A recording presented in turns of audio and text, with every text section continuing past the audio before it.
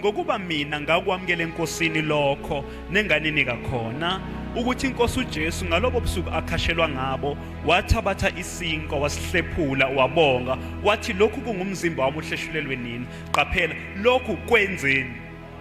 amen bengizokhuluma ngokwenzeni lokhu kwenzeni but ngoba ngizodedela ubamnkosi lokhu kwenzeni ngesikhathi zonke ukuba ningikhumbule kanjalo wathabatha nesitsha emva kokudla kwakusitshwa wathi lokhu kuyigazi lesi sitsha siyigazi lami lesivumelwane esisha kanjalo lokhu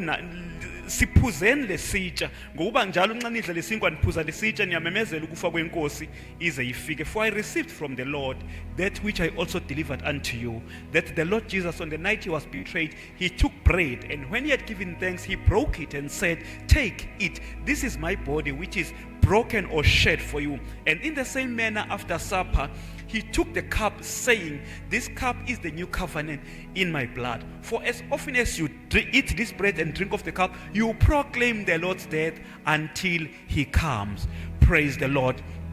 sizongena bangcwele enkonzweni yesidlo immediately mangabe ubamnkosi nje sethe ukuthi wadwebula yini ngale teaching athi asifundisa ngoba abanye babengekho last week bazalwane so that we may understand bless you amen ama basics of a belly spiritually I belly represents so many things kepha ikakhulu isisu nje esokudla digeste bese ukudla kusupplywa umzimba wonke I-area of digestion it's an area of strength physically as well as spiritually okudlile kuyahamba khambe kuvele namazwi wadlile njoba sidla nje izwi lika Jehova kuyavela okudlile it's what gives you strength uJehova maye address indaba yesisu addressa indaba okwadliwa isono sangena ngokudla eEden uaddressa leyo nto umsuka he goes deep into our roots where the belly the innermost man was corrupted ensimini yaseEden masidla sidla ibread siphuza negazi lika Jesu kuya eswini bese kudila ngale altar of which is the belly the altar embe ya irethwa through an evil covenant and deception uJehova uyaddressa to the deep roots ngesidlo afike ayikhwenje and kill it completely ethi angaqeda lapha phinda address ne-umbilical cord attached to the belly esho i-transfer of generational problems or inheritance enhle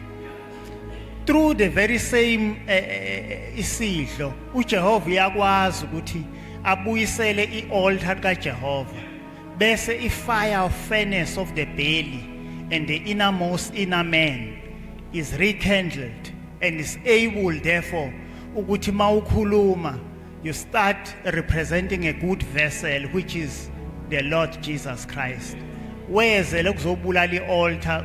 uJehova ejulile he goes deep into our roots and deal with our generational issues and deal with our evil covenants ukudla kuze kufike kubheli kuabsorbe to all the parts of the body including the blood itself he has to break the generational diseases he has to break everything a generational ehamba ngebloodline through the same belly so the belly becomes an altar and through isidlo uJehova is rekindling ukuthi amazwi okuphila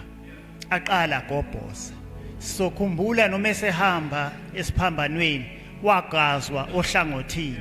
kwaphuma amanzi okuphila ngalamanzi okuphila uJehova uyasikhumbula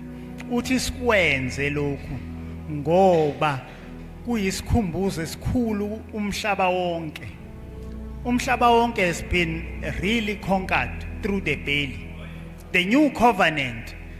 goes through the same belly that was corrupted in Jesus Christ's mighty name we pray amen